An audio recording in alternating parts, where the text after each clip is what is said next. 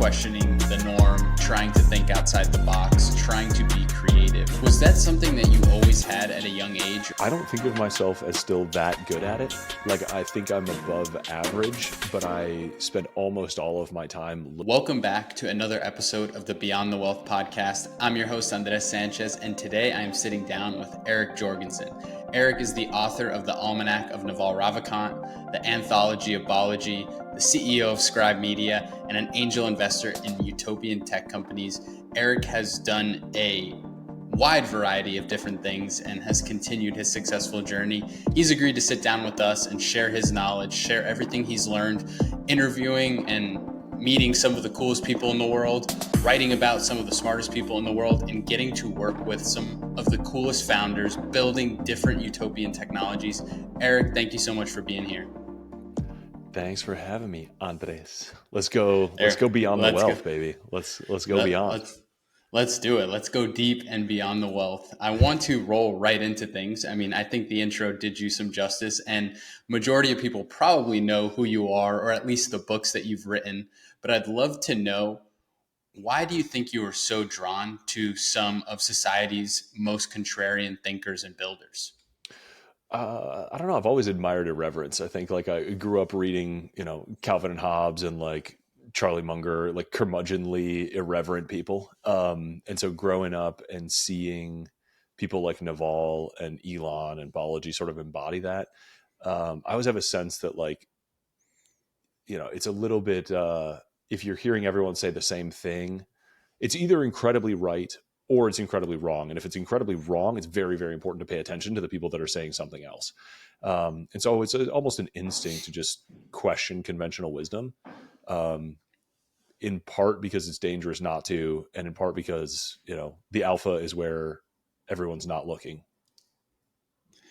I think right now, I feel like we kind of are in this time where you've got to be questioning almost anything you hear, and not doing that is doing yourself a little bit of a disservice. And I know that's an area that you are very passionate about, like questioning the norm, trying to think outside the box, trying to be creative. Was that something that you always had at a young age, or is that something that you just kind of started to develop over time? I think honestly, I don't think of myself as still that good at it. Like, I think I'm above average, but I spend almost all of my time looking at and watching and reading people who are much, much better at it than me. And so I don't have a sense that I'm particularly good at it. But I like the feeling of discovering something new that's an earned secret. And I guess that's just why I keep being pulled towards it over and over again. One of the as I was doing research, you are active about getting on podcasts, getting out there, sharing your story. So, which is always fun for me as a host, because I actually have content to go and watch and learn before we jump in. My favorite joke is that, like, a podcast host, you basically meet somebody and then 5 minutes later you're trying to have a super not awkward, very personal conversation. And it's hard when there's like the founder doesn't have a ton of stuff online. When I was kind of going through a lot of your content, a question that kept standing out to me is, I want to go inside of your brain and understand what it's like to immerse yourself in an individual. Like when you went and started to work on the Naval book, what is it like spending hundreds of hours in somebody else's brain? Because that to me was one of the most curious thoughts I had, is like, what does that even feel like? What does that look like? I find it really fun. You got to choose carefully, right? Because if you want to go spend 500 hours in somebody's brain and it's not a good one, or not one that you want to adopt, a large percentage of, it's going to start to feel uncomfortable, or you're going to just lose momentum. And so I felt Naval, I'd been following for 10 years. I learned a ton from him. I don't agree with him on every single thing he's ever said, as is true of like anyone in the world, but I agree with a whole lot. And I think his hit rate as a percentage of like the things that he shares and the amount of knowledge per word and the amount of useful models he has, at least for me and what I'm interested in and what I want to get better at and the things that I want to understand, it was like maybe 10 people in the world that I'm aware of that had that high of a percentage of signal and overlapping interest and things like that. I mean, I wrote that book over the course of 3 years. I think I, at least at that point, consumed every single public thing that Naval had ever shared. And it was hundreds of sources. My napkin math is it was like a million plus, maybe 2 million words of source material. And just hours and hours and hours of listening and trying to distill and organize and filter and categorize and, over and over and over, just reps and reps and reps. And you do, over the course of time, like start to see patterns in how they think, start to see how their thoughts developed over time. In particular, going pretty deep on some of their biggest influences, like the reading list that, of books that he recommends, trying to read some of those and understand, the source code of Naval's ideas himself. And, the ideal outcome when you spend that much time with somebody and when you choose that is like you create a mental model of them in your head that you can then have a conversation with, like a Hogwarts portrait, right? Like your mental board of advisors, a tiny little Naval on my shoulder that I can ask questions to, or at the very least, I hear like chirp up when I do something that is, very obviously dumb according to him. Those little stories, those little reminders that I spent those hours on come up. And I do think it helped me redirect my behavior and my energy and my decision making over, the course of the next few years. And that's why, which is exactly why, coming full circle, you have to be careful who you install those models of. You better be really sure you want to be like that person, and actually not just like them in one or two ways. I do believe you can learn something from everybody, from anybody on earth, even if they have really bad habits or if people say bad things about them. There is something to be gained from them. But if you're going to spend 500 hours becoming more like someone, and if you're going to adopt some of their extreme traits, you better understand very deeply what the costs of those extreme traits are, and if you're willing to make some of those trades, because you don't want to make that blind deal.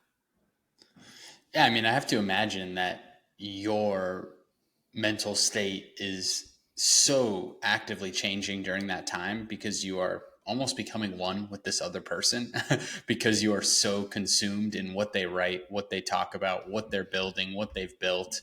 And like you said, it's important to pick the right people because you obviously want that to be beneficial to you over a long period of time.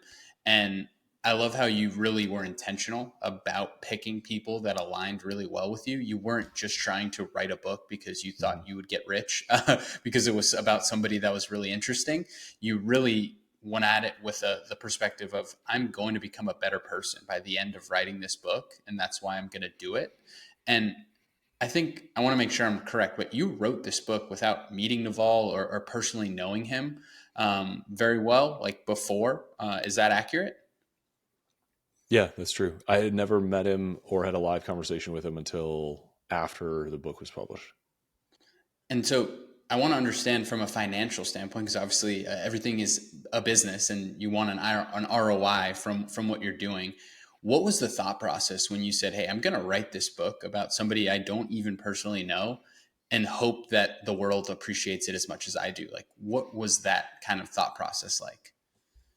It was a zero. I gave ROI zero thought. My only thought was, like, I'd been tweeting and blogging for years. And I had seen, never expect to get paid for a blog post, but you do expect to like do something good for the conversation of the internet and meet interesting people, or, run your little like idea up the flagpole and see who it resonates with. And you become a better person through the act of writing. I think, at least, the projects that I undertook and the things that I wanted to write, that was my motivation. Like, I knew that if I spent, I thought this was going to take 3 months and it took 3 years. If I knew that if I was going to take 3 months or a year or 3 years of studying Naval's ideas, that I would be a better person. I would be smarter. I'd be wiser by the end. And that was enough for me to take it on. Like, I thought at most, I might do some service for 1,000 other Naval fanboys like me. And I thought that was great. Like, I thought that what he was sharing was universally applicable and appealing and important and timeless wisdom. And I wanted to put it in a format that sort of honored, like a medium that honored the message. Um, and yeah, it was just the results of it so drastically overshot my expectations. But I think you hear that over and over again. You know, you hear Rick Rubin talk about that. You hear David Bowie talk about it. You hear like every great author, artist, performer, for the most part, performs and writes for themselves, not for the audience, not for the result, and not for the fucking ROI. Like, they do it because they have to do it. They think it's important for them personally to either express themselves or improve themselves to like do that work. And, you know, that was my only thought going into it. I thought the whole time that I'd be lucky to break even.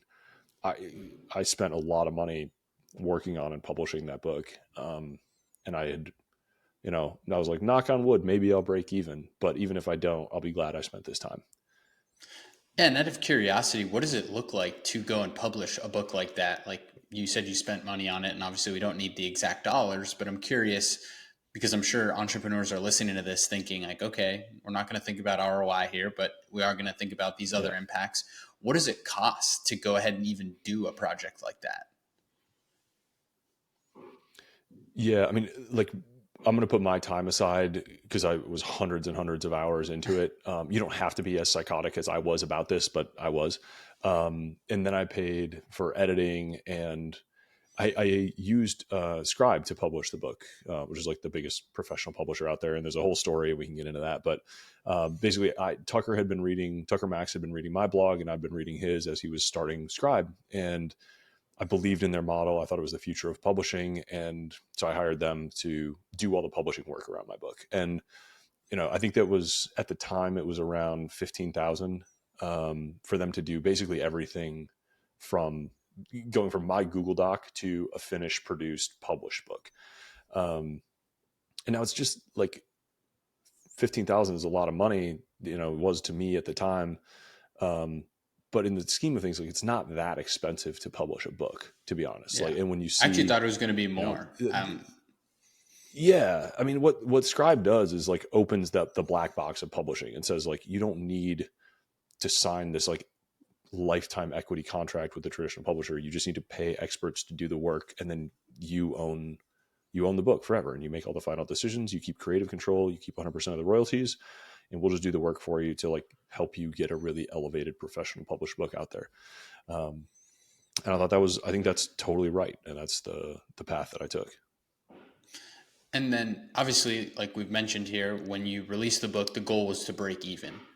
Was there a catalyst or a moment that kind of skyrocketed the book? Because obviously, going from like I want to break even to doing over 1 million copies sold like worldwide, what happened during that time that kind of hockey stick this book? And obviously, it's an amazing book, and the more that people read, kind of like compound interest. But I'm curious if there was like a moment that kind of defined it. No, I mean, I think it was just like a steady growth through the networks. Like, I hustled my ass off that first like year, you know, going on podcasts and newsletters and, you know, doing talks for the book and shipping out copies. But there was no one crazy inflection point. I think it was truly just the snowball of like compounding word of mouth. I mean, we sold more books in year 2 than year 1, and more in year 3 than year 2. And that just like does not happen for the vast majority of books. And I think that's just a testament to like word of mouth, being gifted. I've heard so many stories of people who are like, I bought 10 books and I gave them to my whole family at Christmas. I bought it for my entire team. Like, I bought it for my little brother and he dropped out of med school. Like, I've gotten so many cool like emails and DMs from people about just hard life pivots that they've gone through as a result of just getting in touch with what Naval has to say. And there's something about, I had this experience at like 22 when I pulled Port Charlie's Almanac off my dad's bookshelf, which is like what this book is named after. It's just, you read something that's just so obviously true, but no one's ever said it to you before, that you're just like, hallelujah. Like I see the light, like the veil is lifted. I understand life now, and I'm going to totally change how I go about it. And I think a lot of people have that experience, especially if their first time reading or hearing Naval or some of these ideas is in this book, that it's just you start to see through the matrix, and it's just a different way to look at and think about life. And that feels so good when you can really help somebody clear the fog. I'm rereading it right now, and I'm doing it. Something that I've been doing a lot lately is reading the actual book with the audiobook in the background, like listening to it Mm, while reading. Because I'm yeah. like one of those people that I start reading and then I'm 3 pages deep and I just don't even remember what the hell I read because I'm thinking of 80 million things. At least the headphones kind of make me feel like I'm zoned in more. Um, Yeah. and even for me, like this week, rereading it in preparation for this interview, I am even going back to pages and going back to quotes and tweets and feeling like it's a new version of me being unlocked, that I've got this new way to think about something, new way to understand things that happen in my day-to-day life that I was just kind of letting pass by because I wasn't thinking about it the right way. I wasn't using the right mindset. And you alluded to it a little earlier, saying that you've now had these amazing experiences where people reach out to you and say, hey, I did this. Hey, this book changed my life in this way. I'd love to dive into what that feels like, what it feels like to know that you've impacted millions of people with your work. Like that has to feel amazing. I mean, it's amazing. Yes, it matters so much more than like anything else that comes out of the book. I mean, I carry a lot of humility with this because I know that these are like not my ideas, right? I'm an editor. I assembled the puzzle pieces. I did some sweat equity to like put this out in the world, but like I did it because I see in Naval and I wanted to share that. Like I saw wisdom, I saw benefit, wanted to give that to more and more and more people. But I have no like, I don't know, no ego in the sense that like, oh, I've done this thing. Like all I wanted to do is like shine a light and make it easier to get access to Naval's work, which I feel is so unique and so valuable. Um, but it is true that like over and over and over again with all, I mean, I've now worked with hundreds of authors, and almost all of them, when you ask them what the high point of their book is, it's not hitting some sales number, it's not hitting some bestseller list. It's like, man, I went and spoke somewhere and somebody came up to me like crying and said the book changed their life, or they're at a book club and this old woman is like, you touched me. I've been like reading for 80 years and no book has touched me like this one has. Or, an email from somebody that got them to quit their job that they hated and started living a life differently. Like those moments happen through books. And it's so cool to see that. I'm sure you feel that, you get these outreach through your podcast too. Yep. It just feels good to create something that lets people unlock themselves. Yeah. I mean, it's got to be the most rewarding part of putting in the reps is like knowing that even if one person watches this episode and leaves it and is like, wow, I am a better person than I was today. I know that by that person being a better person, they're going to probably go and improve the day to day life of 3 or 4 other people. And the Yeah. compound effect is just almost endless. And if you Yeah. continue to sit here, show up, and do the work, you will just continue to impact more and more people. And I think that's why I was so drawn to asking that question to you, because for me, it's one of the most fulfilling parts of what I'm doing here. And obviously, a goal of mine is to get to the level of you where millions of people are getting to be impacted by the work that I'm putting out. Because I think more than ever now, we've kind of shifted into this society where everybody wants you to pay for their time. Everybody wants you to spend money to get in contact with them. I'm nothing against paid mentorship. I think it's fantastic, but there's something special about putting out just completely free content to the world that is really aimed towards benefiting people's lives and helping them be more successful. And I think it's also in part due to this amazing time that we're living in right now, where the internet is just transforming the world. And I think you said it on one of your podcasts, but like a blog post, a newsletter, an email, a podcast, like you get your chance to put your little stain on the digital world, and it will live on there forever and ever. And it's funny, I people ask me like, oh, why do you get excited about the podcast? Like, it's not really making that much money. It doesn't have hundreds of thousands of people watching it. And I said, for me personally, at a bare minimum, the fact that 70 years from now, I can go back, and God willing, I'm alive, I can go back and listen to what the 25-year-old me was doing, what I was talking about, what I was interested in, what I was excited about. That is so freaking cool, in my opinion. And I just don't think that people have a grasp. Like, we live in this kind of bubble on Twitter and X and understanding business. And that's like a very niche community. And I always, when I'm talking to people, I just try and emphasize how cool this time that we're living in really is.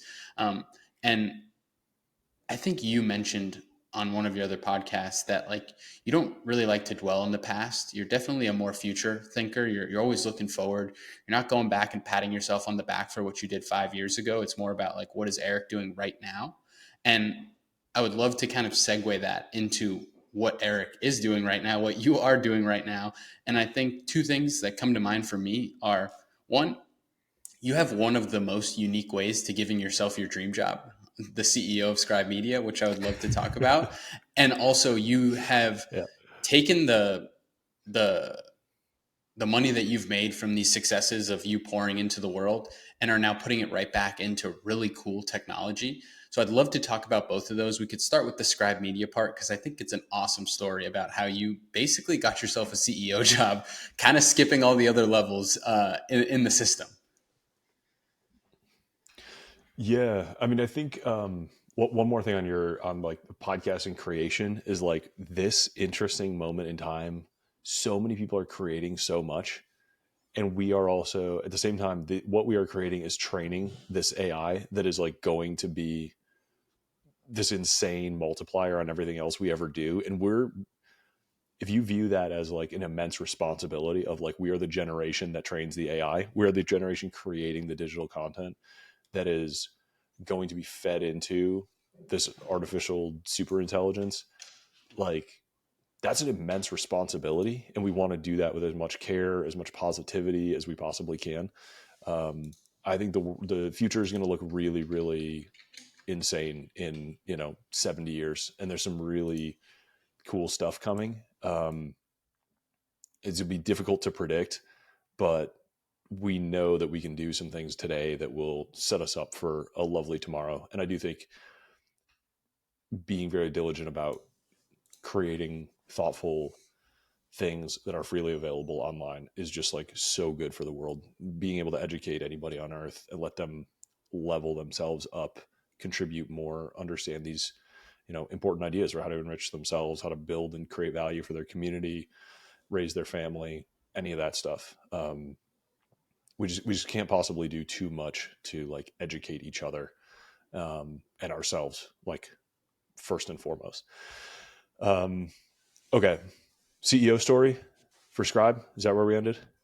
What's Yeah, next? one, All right. I would love to say that we are the generation that's training the AI. I might use that as like the title or the thumbnail for this. I think that is like a really cool way to think about like what we're doing here. And it is so true, because we are now more than ever, the amount of content and information that's going to the internet is at its peak, and it's always going to continue to peak because it's not going to slow down.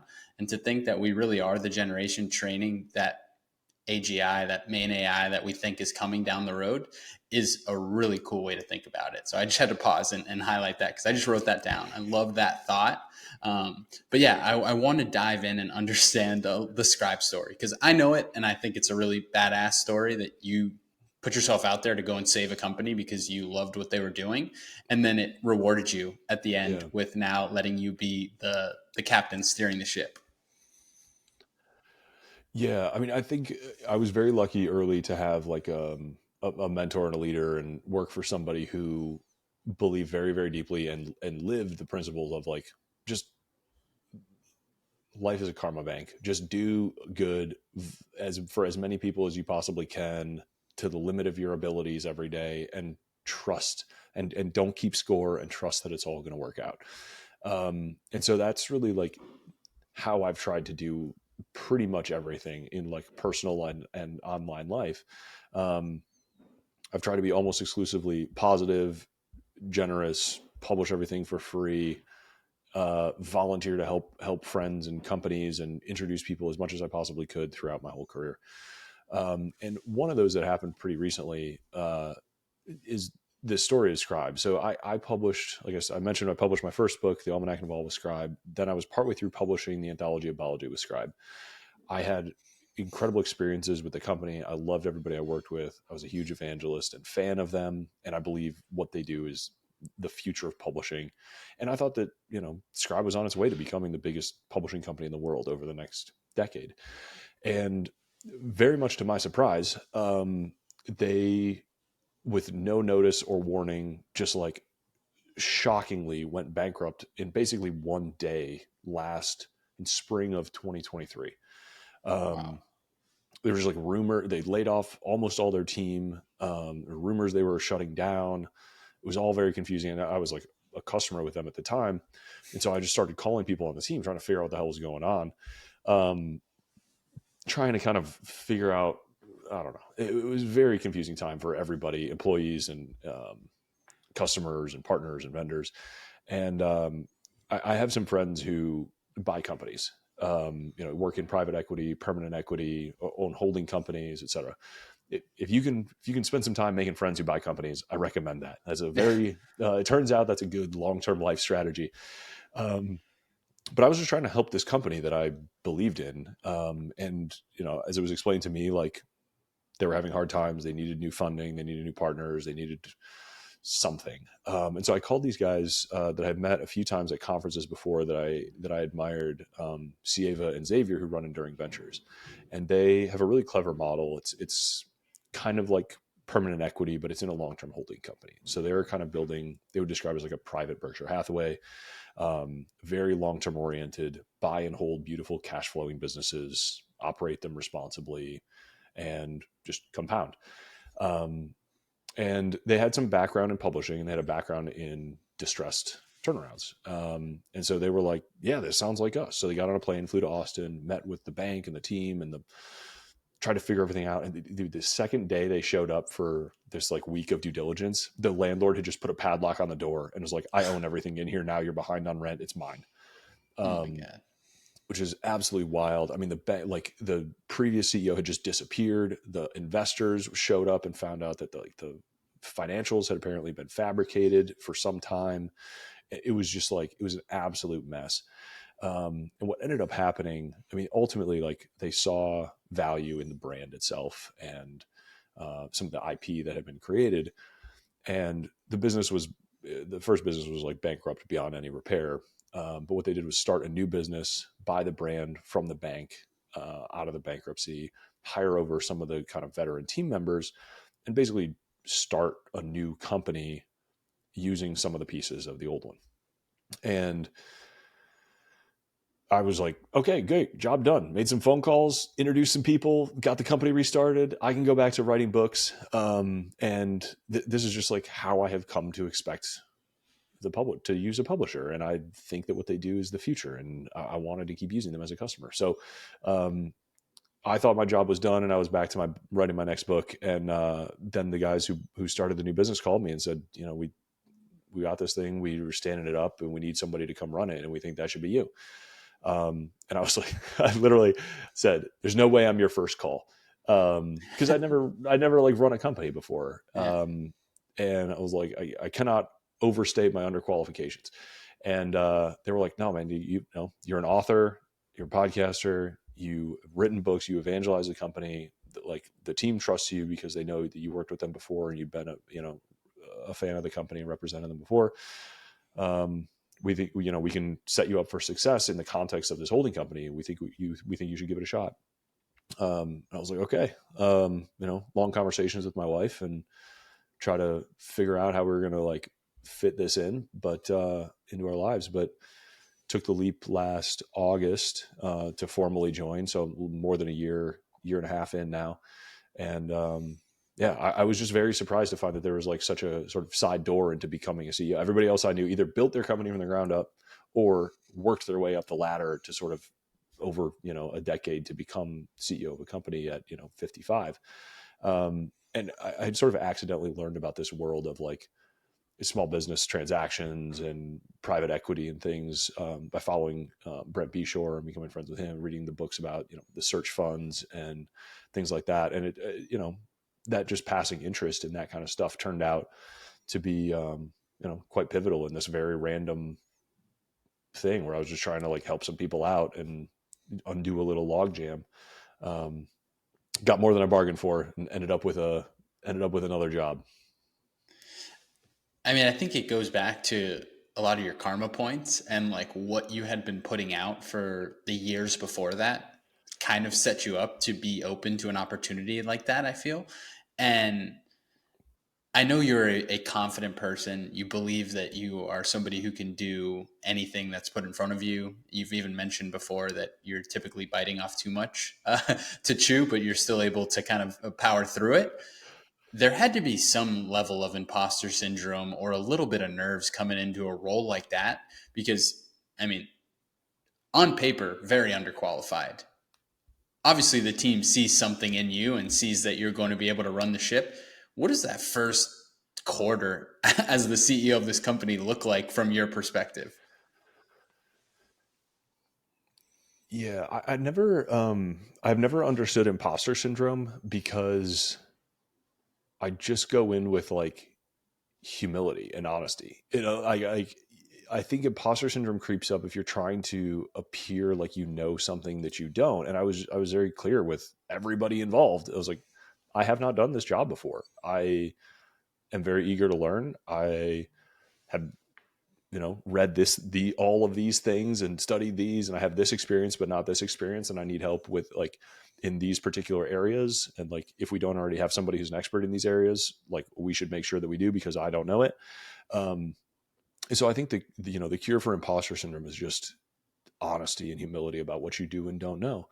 And I think there's something strategic about biting off more than you can chew, in that that's when you learn the fastest. Like, at least in my experience throughout my life, I learn the fastest when I'm like in a room with a bunch of other people who are kicking my ass, and I want and I want to catch up.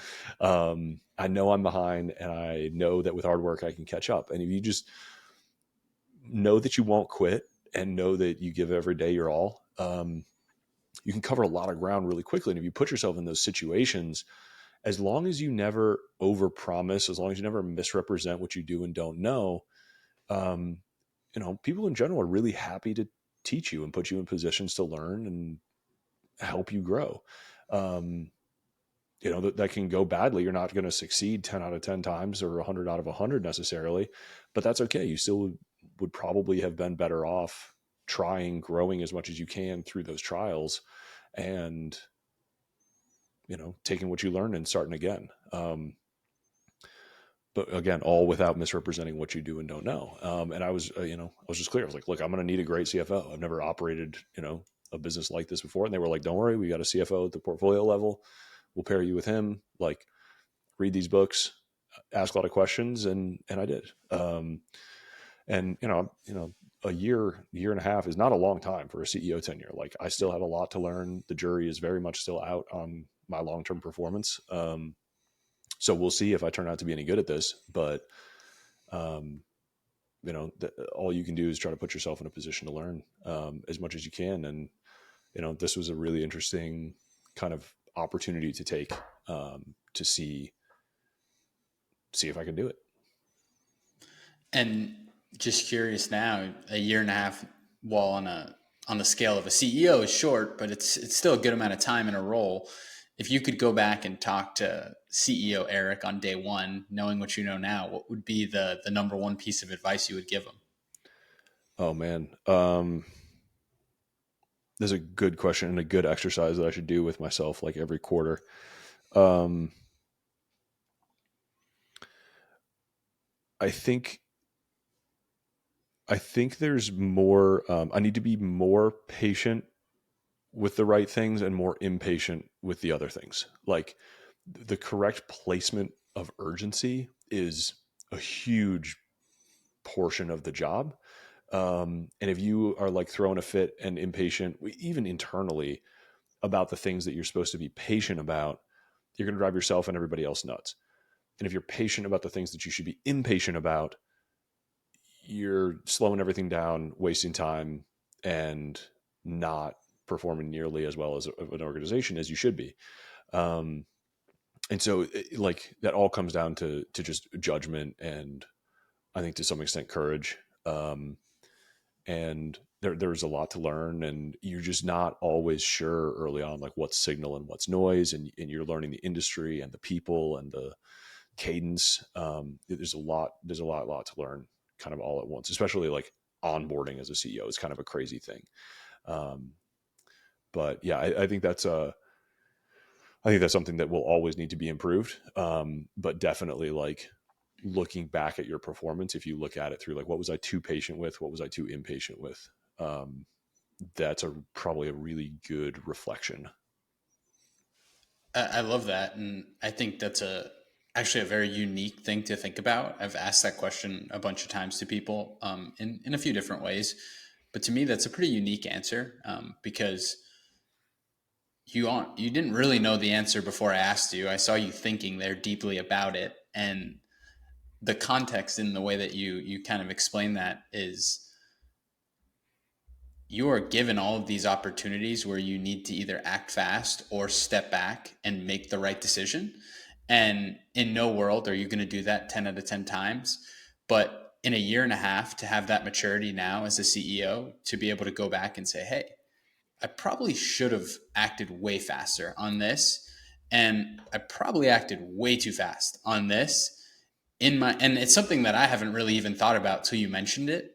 On like how now I'm thinking about me and my businesses in the past. Like, what are times where I sped up when I didn't need to, or I slowed down when I should have had the foot on Mm-hmm. the gas?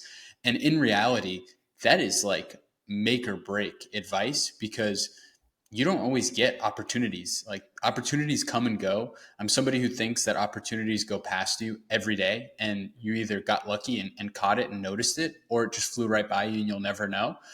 But by thinking about things the way that you were, you're allowing yourself to not miss those opportunities because you're fine tuning yourself into understanding when you're supposed to be hitting it at full steam and when you're supposed to be pulling back and thinking, hey, is this a big decision? What about slowing down here and looking at it in a few different ways? I think over a 10-year period, which I'm sure it'll be even longer for you as CEO, and maybe it's even CEO of another company down the road, I do think that thinking about this early on will be a 100x thing that goes on in your brain that will move you forward. Yeah, I mean that's the whole job, right? Is resource allocation, attention allocation, energy allocation, for you and for the team. You can make, as I learned, you can make like one offhand remark, and waste, tens of hours on accident. Um, and so it's really sometimes without even realizing it. So being really intentional about those things matters a lot. And to your point, like, you know, maybe half the battle is like, can you make the right decision? And the other half is like, how fast can you make it? Yeah. Um, sometimes making the right decision too slow, or making the wrong decision very quickly is actually better. If it helps you get to ultimately the right decision faster, or, yeah, it's a very tricky thing. Um, Yeah, I think it was Mark Andreessen that tweeted it recently, and he mentioned that his number one thing that he looks for in founders is founders that aren't wrapped up in thinking and are more focused on doing. And I think mm, we live in that kind of society now where we are just given so much knowledge, so many resources. It is like so easy to get caught in that analysis by paralysis or paralysis by analysis. One of those ways is correct. And I think being able to just do and like fail fast, fix things on the back end and keep going is so important. Um, yeah, go ahead. yeah, Bezos said is this thing of like, is it a one-way door or a two-way door? Like if it is a changeable decision, just make it as quickly as you possibly can and move on. and you'll find out really quickly if it's correct or not. And if it's a one-way door, better think really long and hard about it, and get a very high level of conviction, especially if it's a, one with existential risk to your organization. Yeah, 100%.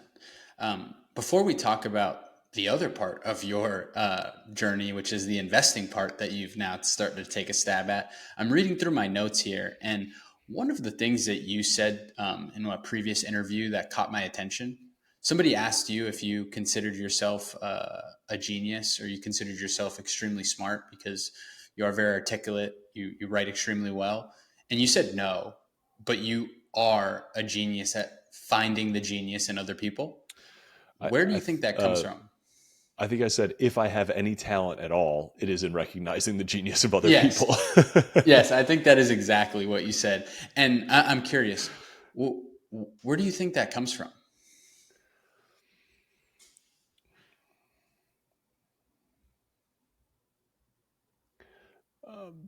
Probably my dad, actually. That was an incredibly smart guy. And I don't know, we just spent a lot of time reading and talking about what we were reading, and trying to filter good ideas. I mean, I think we are made of the ideas we consume. And it takes so much energy to actively disagree with something entering your head that you have to be really careful what you let in. We're all like listening to podcasts and reading and, flicking through fucking short form videos, even though they're destroying us 10 seconds at a time. And I think we have to, if you don't have the talent, or even, it's not even about talent. If you're not even making the effort to evaluate the ideas that are entering your head, you are going to end up in an insane schizophrenic basket of insanity. Like there is almost no other important skill than paying attention to the things that you're hearing in life and deciding whether or not to believe them, deciding who has good judgment, who doesn't, who's trying to manipulate you for their own gain, who truly believes what they're saying, but what they're saying is insane. We are surrounded by lies, both well-intentioned and not. We're absolutely, like, the whole world that we live in, especially online, is just this like a misinformation battlefield for your brain is the flag that they're all trying to claim. And you just have to be so careful who you let persuade you. And if you don't have some fundamental basis for evaluating these truths and who you're going to look to, it's a really dangerous world out there, and you're going to end up all twisted, turned, and miserable. And so I think it's really important. It is ideal to have a fundamental, solid understanding of like math, physics, philosophy, statistics, psychology. You really want to be well read and well educated in all the like 101 like university courses that you possibly can. Whether that's, textbooks or open courses or just some of the books that are out there. Whether, like, find sources of trust and build your foundation so that you can like use that as a defense mechanism against people are saying things that are insane or totally untrue. That's hard. You should still do it if you can, but the next best thing is to only follow and trust people who have done that. And like, I think Naval is one of those people. I think Charlie Munger is one of those people. Elon Musk is highly polarizing, but I think he's one of those people. You've got to, it is still an abstraction from like being able to evaluate those truths for yourself. And you're still liable to be misled if those people go outside their circle of competence and you may not know where theirs is. So you're still trusting that intermediary.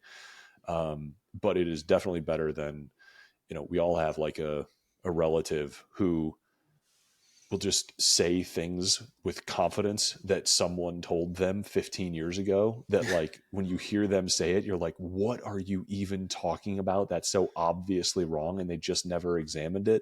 We all have those in us. and you'll hear yourself say something and you'll be like, oh my God, where did I get that fact? My third grade teacher told me that when I was 8 and I've never checked it. Like, oh my God, how many of those are in me? Like that thought should scare the shit out of you. Anyway, all that to say, like, uh, please be careful what information you allow into your head, who you follow, who you trust.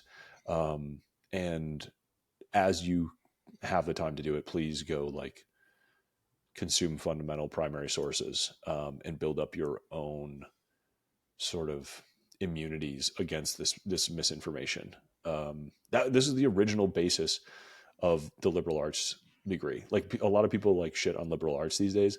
The original vision of liberal arts was so fucking metal, dude. It was just like people going back from the original philosophers, like all the way at the beginning of the Western literature, like starting from the Odyssey and reading everything in primary sources all the way up through all the scientific, mathematical, and philosophical knowledge that had been created, and creating their own process of thoughts of who they agreed with, who they disagreed with, and basically tracing humanity's civilization's footsteps up through all of the discoveries that were made up to the present day. And you don't get like a PhD in everything, but you understand the basics of every field and like 100 whys all the way down the stack. And that's the original liberal arts degree. And the reason that the liberal is there is describing yourself as like any truly free man must be able to think for himself. And if you don't have the fundamental education from the beginning all the way down, you are not free. You are thinking other people's thoughts. You're thinking what you're told to think. This is the foundational work that you need to do in order to be a free thinking person.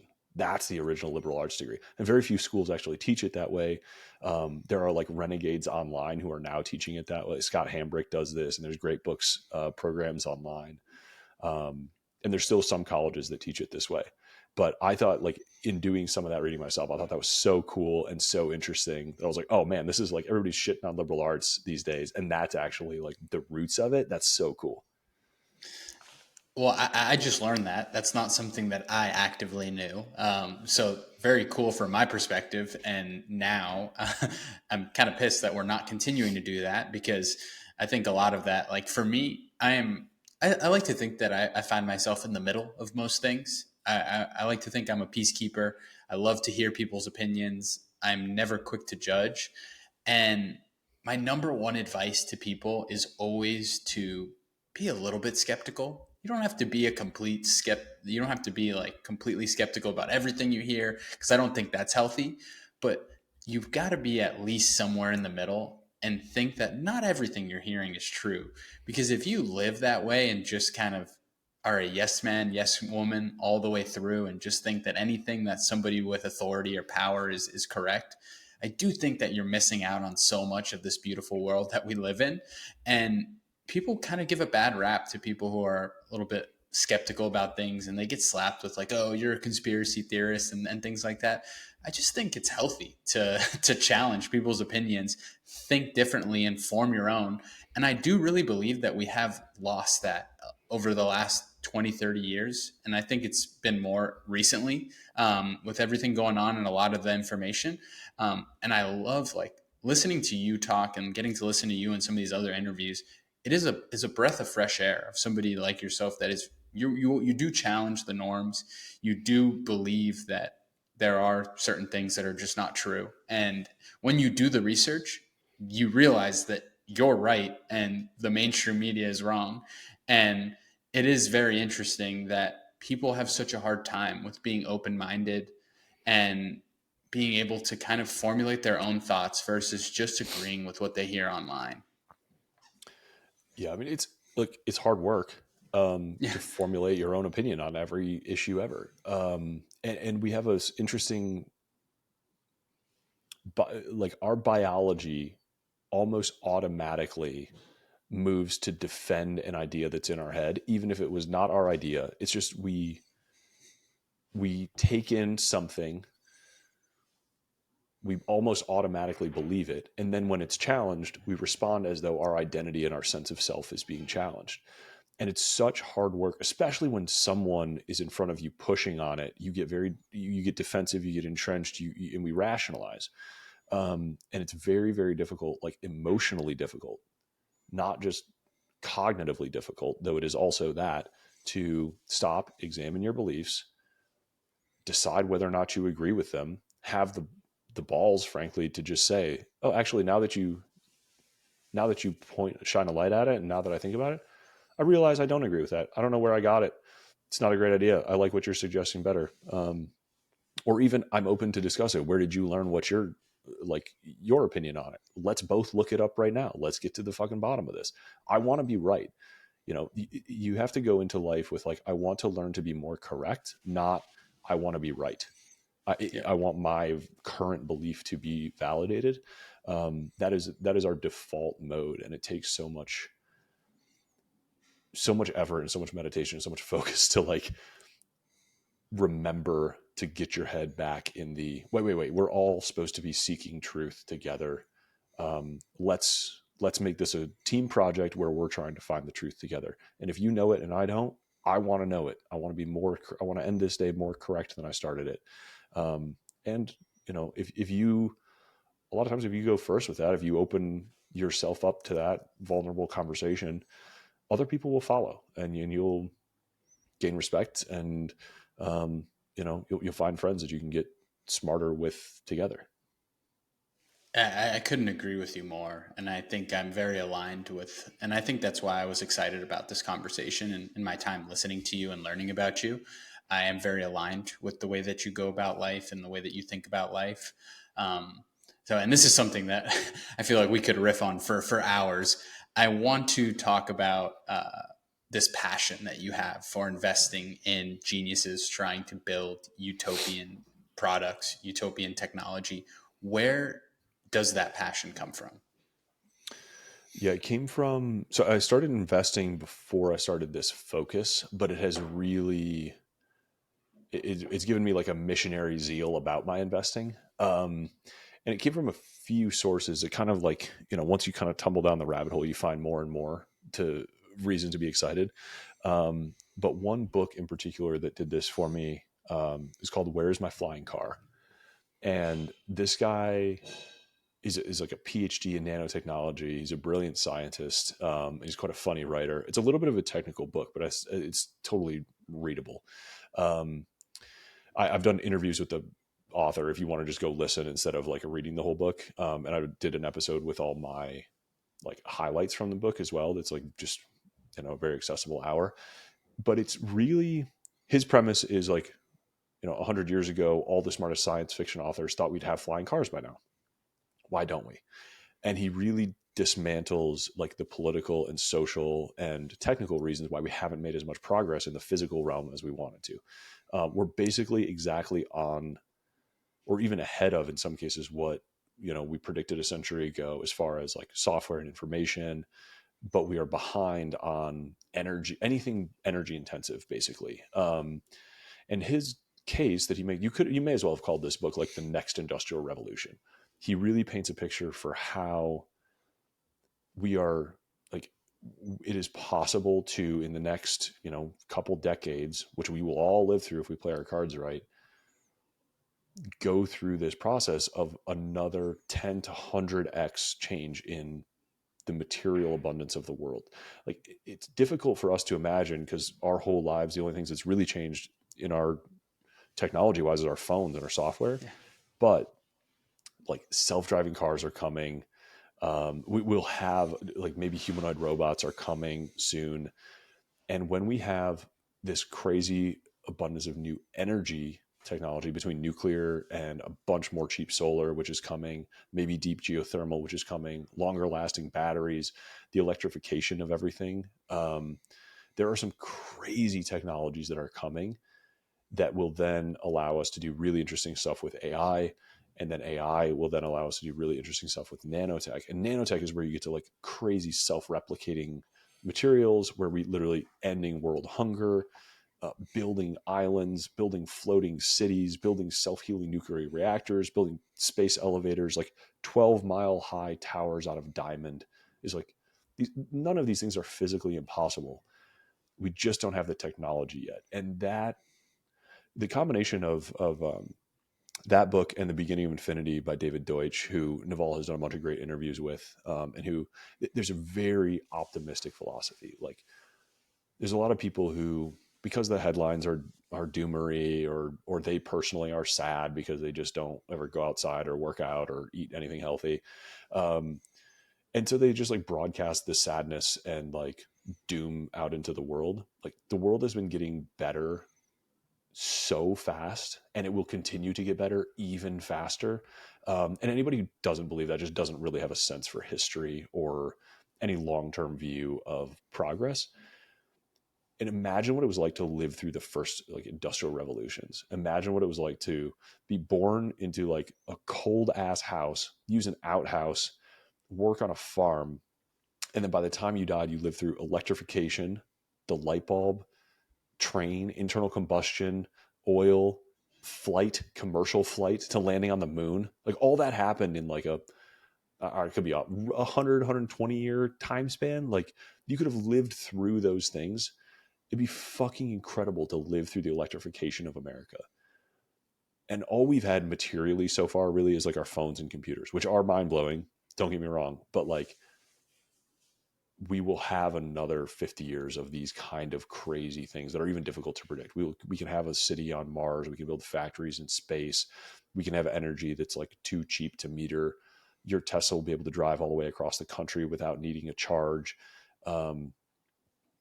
There will be crazy, crazy things that happen if we can get out of our own way and start building more and more of these things and avoid like, world wars and population collapse and future pandemics and all this stuff, all of which also is like, for the most part, technological progress related. So it gave me just this incredible passion for finding these scientists and engineers who are building these things and resourcing them and advocating for them and helping them recruit engineers and shining a light. It's just trying to like share those stories and spread the optimism of like, meeting a founder who's building a technology that's literally going to reverse climate change and make money while we do it, or mine asteroids so that people stop dying in mines, like platinum mines in Africa, and reduce the cost of all the resources that we use on Earth. There's just so much reason for optimism in the seedlings of some of these companies that are getting started. And I think, it's shocking when you meet this group of like 5 or 10 people that are building something that could grow to become one of the decade defining companies of the 2030s, 2040s, 2050s. That's such a fun game to play to me. And I think it's so important to just, nurse those young companies and support them and try to do anything we can to help them get off the ground. Because when those companies work, when those technologies get dispersed, they help millions, hundreds of millions, billions of people. Like those are the technologies that raise the standard of living for all of civilization.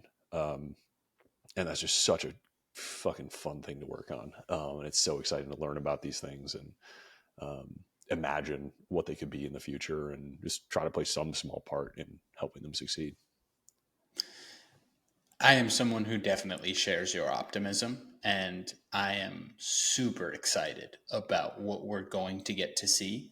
And I think two things that stand out for me. One, I think about my grandmother who was born in the 1920s. She has gotten to live through this crazy time of innovation and is still extremely healthy now and is very aware of what's happening.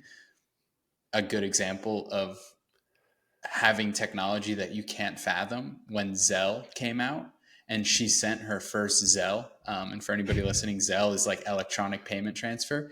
I kid you not, she thought that somebody from the bank that she goes to got in a car and drove an envelope to the bank that I bank at and dropped off the cash that they transferred. And she was she just couldn't fathom another way that that would work. It just did not make sense. And I think that's in many ways such a beautiful thing because it shows like how far we've come in one person's lifetime. And we are now in that position where when I'm her age, I can't even begin to think of what the world will be like compared to what it is right now. And it gets me so excited. And the other thing that sticks out to me is we have this unique ability to be in this time and enjoy. In college, we had a presentation where the CEO of Pepsi International came and talked to us. And he showed a chart, and it was like an innovation chart that all the top 500 companies in the world have kind of put research in and put together something that just shows a chart of innovation.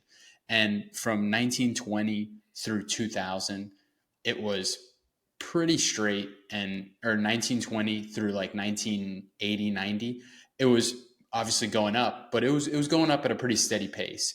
From 1990 to right now, it has been just an absolute hockey stick, like straight up. And he looked at us and said, "Me, the CEO of one of the biggest public companies in the world, I do not know, and none of my peers know when this hockey stick will end. It could go on for 50 more years at the rate that we're going. And you need to understand that and embrace all of this change, because if you don't, you're going to get left behind. And we've already seen how many companies have fallen into that." It is the most likely scenario is actually that it accelerates, that like with AI and hopefully some of these energy technologies, like it actually, there's another inflection point where it goes up even faster. Like that's hopefully where all of this is going.